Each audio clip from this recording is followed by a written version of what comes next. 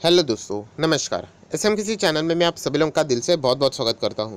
दोस्तों, इस वीडियो को स्टार्ट करने से पहले आज के दिन जितने भी वीडियोज़ है सारे वीडियो के लिंक आपको नीचे डिस्क्रिप्शन में मिलेंगे। ज़रूर उनको अच्छी तरीके से स्टडी कर लेना। अगर फर्स्ट टाइम विजिट किया तो इस चैनल को सब्सक्राइब करना, बेल आइकन को हिट करना।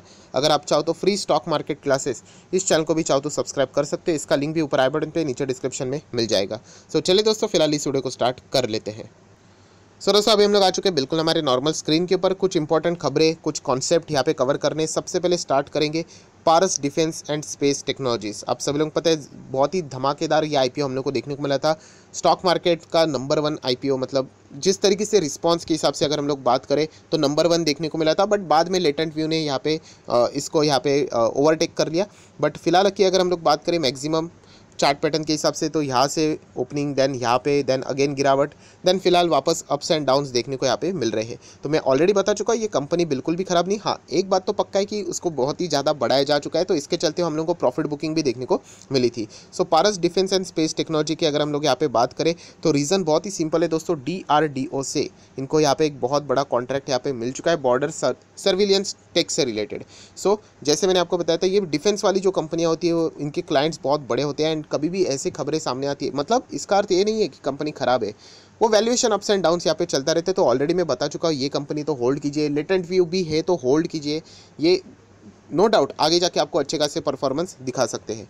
नेक्स्ट अगर हम लोग बात करें डिक्सन टेक्नोलॉजी, ये भी अच्छी कंपनी, यहाँ पे तेज़ी देखने को मिल रही है। कल भी मैंने आपको बताया था, आज भी बता रहा हूँ यहाँ पे सर, डिक्सन से रिलेटेड IT रेड जो यहाँ पे न्यूज़ आ रही थी, तो इसका न्यूज़ कब आएगा सामने? तो दोस्तों, इसका न्यूज़ ऐसा ऑफिशियली सामने नहीं आएगा, क्योंकि न्यूज़ भी अगर देखा गया तो IT रेड से रिलेटेड ये कोई ऑफिशियल नहीं थी, वो सोर्सेज के द्वारा थी। मतलब IT रेड से रिलेटेड आप लोगों ने देखा होगा कि बहुत बड़े टीम लेके आती है तो वो पता चलता है कि अरे कुछ तो चीज़ें वो सर्च कर रहे हैं, राइट। तो ये कोई पब्लिकली न्यूज़ अवेलेबल नहीं होती। पब्लिकली अगर होगी तो वो कब होती है? जब कोई गड़बड़ी पाई जाती है। तो तब तक के लिए सारी चीज़ें आप लोगों को साइलेंट ही देखने को मिली। LNT के ऊपर भी ये चीज़ें हुई थी, जी के ऊपर भी हुई थी, राइट। अगर उनको कोई भी ऐसी चीज़ें लगता है तो वो ज़रूर ऐसी चीज़ें उनको सर्च करने के लिए यहाँ पे आ जाते हैं। शायद से एस्ट्रल से रिलेटेड भी हम लोगों ने बीच में खबर सुनी थी, रत्नमणि मेटल से रिलेटेड भी हम लोगों ने न्यूज़ सुनी थी। तो ये ऑफिशियली कोई खबरें नहीं होती है। तो हम लोग को ये सारी चीज़ें रेड होते हुए, कंडक्ट होते हुए देखने को मिला। तो बस उतना ही चीज़ें रहते हैं। ऑफिशियली आपको कोई ये नहीं बताएगा कि वो एग्जैक्टली क्या सर्च कर रहे हैं। जो भी आउटकम आएगा तो वो IT डिपार्टमेंट से हम लोग को देखने को मिल जाता है। तब तक के लिए अगर हम लोग बात करें डिक्सन टेक से रिलेटेड कुछ अच्छी खबरें भी हम लोग को सामने आते हुए देखने को यहाँ पे मिली थी। नेक्स्ट अगर हम लोग बात करें तो ITC में से रिलेटेड एक नॉर्मल न्यूज़ है। मतलब अगर हम लोग बात करें उनके जो प्रोडक्ट रहता है, इससे रिलेटेड उन्होंने एक नया प्रोडक्ट लॉन्च किया। आप सभी लोगों को पता होगा, सनफिस्ट, आप लोगों ने नाम ज़रूर सुना होगा, ITC का ही ब्रांड है। उन्होंने जो डार्क फैंटेसी रहते हैं उसमें एक उन्होंने नया डिजर्ट करके कुछ तो यहाँ पे ऐड किया हुआ है। इसके चलते थोड़ा बहुत, मतलब ये अपडेट है जो कि आपको पता होना चाहिए। बहुत सारे लोग ITC के शेयर होल्डर है, तो ऐसे छोटे मोटे अपडेट्स आपको पता होनी चाहिए। नेक्स्ट बात करेंगे CDSL, अच्छी कंपनी है, ज़रूर होल्ड कीजिएगा। अभी CDSL से रिलेटेड इतने डाउट्स नहीं आते, क्योंकि थोड़ा बहुत अभी रिकवरी हो चुके हैं। हाँ, 6 महीने में फ्लैट यहाँ पे चल रहा है। फ्लैट अच्छी बात है चलना, क्योंकि इतनी तेज़ी के बाद थोड़ा सा साइडवेज भी चलना इंपॉर्टेंट तो बनता है। नेक्स्ट अगर हम लोग बात करें कैम्स, यस सर, कैम्स से रिलेटेड क्या करें? अच्छी कंपनी है। यहाँ पे मैं अगेन कह रहा हूँ सेम चीज़ जो मैं बहुत बार आप लोगों को बताता हूँ। कोई भी स्टॉक इतना तेज़ होने के बाद बहुत सारे लोगों को वो अच्छा लगने लगता है, तो इसलिए वो बाय करते हैं। बाद में नीचे आते तो खराब लगने लगता है। तो ऐसी बात नहीं दोस्तों, कैम्स भी अच्छी कंपनी, बिजनेस मॉडल अच्छा है। इमीडिएटली पैसा नहीं बनता है, आपको टाइम यहाँ पे देना पड़ेगा। अगर आपके पास है तो मुझे ऐसा लगता है आप कंटिन्यू कर सकते हो। एंड वैसे भी ऑलरेडी बता चुका हूँ, ये देखिए मिड कैप कंपनी है, तो नीचे आएगा तो बड़ी गिरावट तो ज़रूर दिखाएगा। अगर आप बड़े रिटर्न्स कमाने की चाह रखते हो तो बड़ी गिरावट भी झेलनी आपको आनी चाहिए। गिरावट मतलब खत्म हो गया स्टॉक, ऐसा नहीं है। अगर ऐसा होता तो हर कोई स्टॉक बाजार से ही चला जाता। अच्छी कंपनी, बिजनेस अच्छा है, लंबी अवधि के लिए आप लोग चाहो तो होल्ड कर सकते हो। नेक्स्ट बात करें ट्राइडेंट। ट्राइडेंट अभी हम लोग को फिलहाल 50 के जोन में आने वाला स्टॉक यहाँ पे देखने को मिल रहा है। उसी जोन में बहुत दिनों तक हम लोग को अप्स एंड डाउन्स देखने को मिल रहे हैं। अगर आप 1 महीने का भी चार्ट पैटर्न देखोगे तो उसी रेंज में फिलहाल हम लोग को ये ट्रेड करते हुए देखने को यहाँ पे मिल रहा है। अच्छी न्यूज़ यही है दोस्तों कि इतने भयंकर रिटर्न्स के बावजूद वो हम लोग को फ्लैट परफॉर्मेंस देते हुए देखने को मिल रहा है। तो नो डाउट यहाँ पे आने वाले Q3 के नंबर्स ट्राइडेंट के लिए बहुत ही ज़्यादा इंपॉर्टेंट रोल प्ले यहाँ पे करने वाले हैं, क्योंकि इसी के चलते आगे की रणनीति डिसाइड होगी। क्योंकि ये स्टॉक इतना, मतलब 6 महीने में ही 200% है, तो आप अंदाज़ा लगा सकते हो कि कितना ज़बरदस्त एक्सपेक्टेशन बाजार यहाँ पे रखकर चल रहा होगा। अगर नंबर अच्छे आते हैं तो नो डाउट अपर सर्किट तय है। अगर नहीं तो बहुत बड़ी प्रॉफिट बुकिंग हम लोग को देखने को मिल सकती है, क्योंकि ऑलरेडी 200% है। 6 महीने की बात कर रहा हूँ। अगर 1 साल की बात करें तो कहानी तो आप सभी लोगों को पता है कि आपके भी पोर्टफोलियो में शायद से हो सकता है 432% एंड 5 साल में तो 800%। नो डाउट यहाँ पे इसके ऊपर रिस्पॉन्सिबिलिटी बहुत ज़्यादा रहने वाली है। TTML की बात करें तो यहाँ पे भी भयंकर तेज़ी हम लोग को तो वैसे भी देखने को मिलती है। यहाँ पे भी अप्स एंड डाउन्स बहुत ही ज़्यादा रहते हैं एंड सर्किट के द्वारा हम लोग को ज़्यादा चलते हुए देखने को मिल रहे हैं। नेक्स्ट अगर हम लोग बात करें तो ऑलरेडी मैं यहाँ पे बता चुका आप लोगों को PGHH। सो PGHH की बात करें यहाँ पे तो अच्छा खासा जंप यहाँ पे देखने को मिल रहा है। तो ये पूछा जा रहा है सर क्या कल भी अच्छा खासा परफॉर्मेंस दिखा सकता है?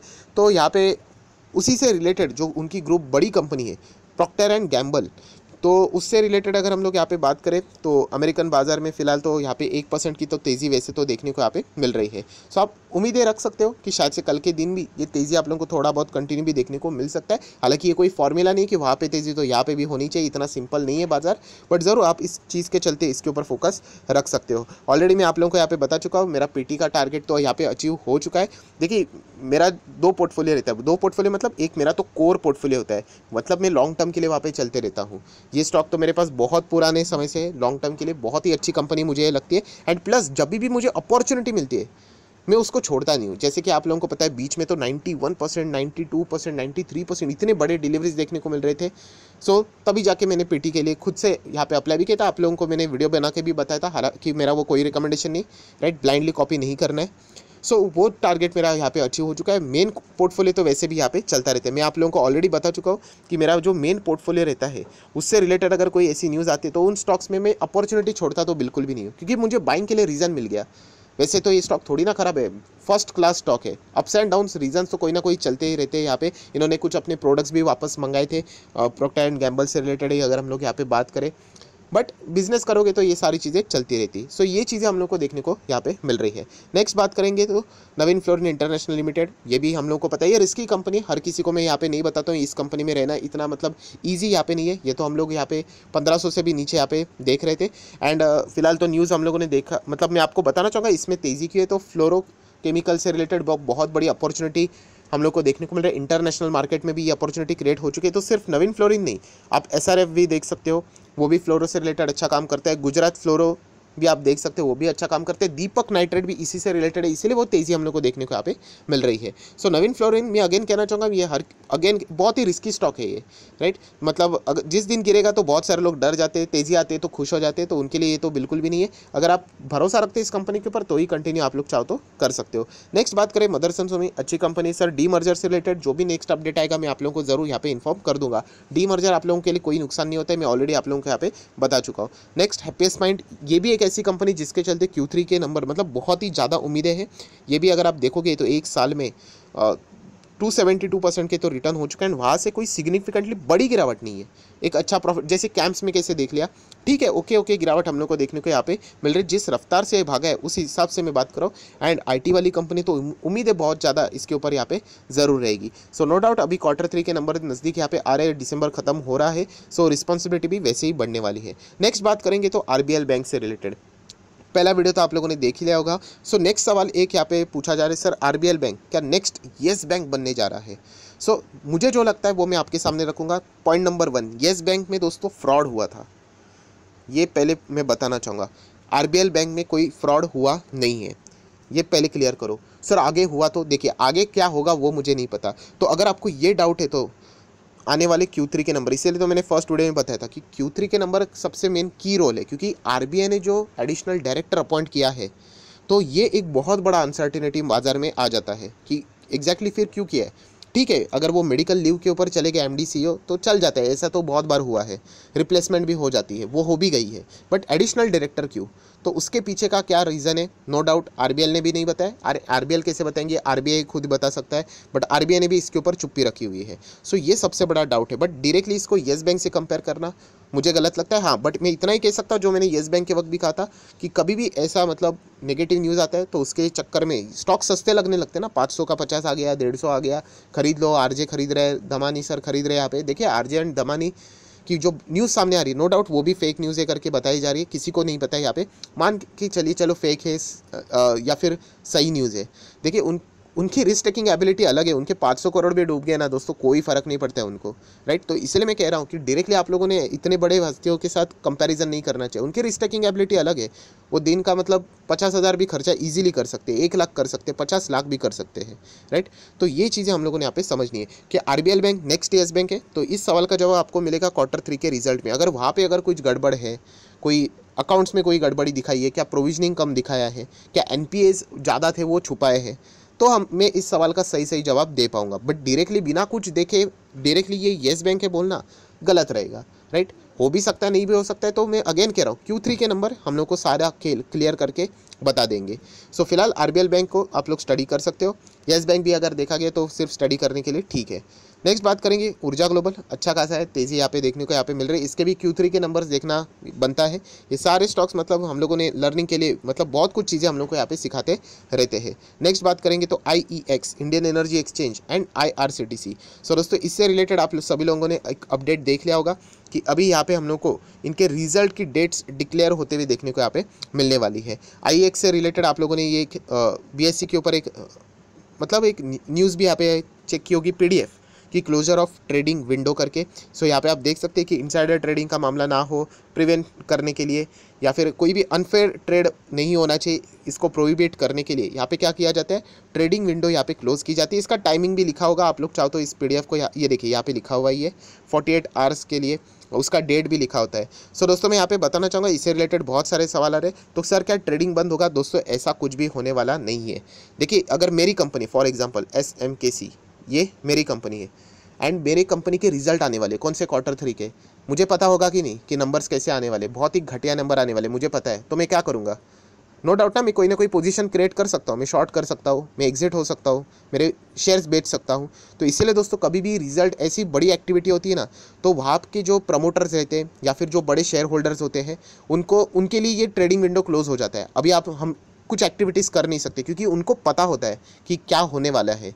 तो वो ऐसी चीज़ों का फ़ायदा उठा सकते हैं खुद के मतलब पर्सनल बेनिफिट के लिए, इसीलिए वो विंडो क्लोज किया जाता है। और ये कोई ब्रेकिंग न्यूज़ नहीं है, ये तो हर क्वार्टर के नंबर्स के वक्त या फिर कोई बड़ी एक्टिविटी के वक्त आप लोगों को ये न्यूज़ देखने को मिल जाएगी। आप चाहे तो IRCTC के BSE ऑफिशियल वेबसाइट पे भी जाओगे तो आपको वही चीज़ मिलेगी, यही ट्रेडिंग विंडो क्लोज होगी। मतलब क्या कि यहाँ पे रिजल्ट का डेट डिक्लेयर होगा, तो वो कोई भी चीज़ यहाँ पे नहीं कर सकते, आप यहाँ पे ज़रूर कर सकते हो। तो बिल्कुल भी मैनिपुलेट यहाँ पे नहीं होना है। तो ऐसी बहुत सारी खबरें बाजार में यहाँ पे चल रही है। कमेंट सेक्शन में मुझे यहाँ पे बताया जा रहा था सेबी के पास भी ऐसी बहुत सारी चीज़ें जा चुकी कि ऐसी फेक चीज़ें यहाँ पे फैलाई जाती, खास करके टेलीग्राम के ऊपर। तो आप लोगों को पता है, तो ऐसी चीज़ों से बिल्कुल भी आप लोगों ने पैनिक होने की ज़रूरत नहीं।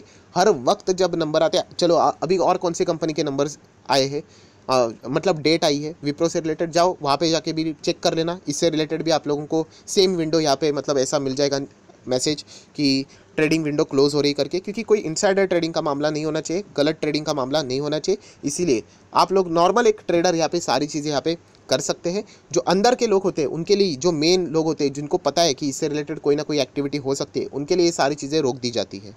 सो आशा करता हूँ इससे रिलेटेड जो भी अपडेट्स है वो सारे आप लोगों के सामने अभी आ चुके हैं। तो इन 2 कंपनीज़ के भी आने वाले जो नंबर्स रहेंगे उनके डेट अभी पब्लिश यहाँ पे आप लोगों को आने वाले कुछ दिनों में देखने को मिल सकती है। सो वीडियो अच्छा लगे तो चाहो तो लाइक एंड शेयर कर सकते हो। So that's it, thank you very much. So we will be meeting our next video, तब तक के लिए बाय बाय।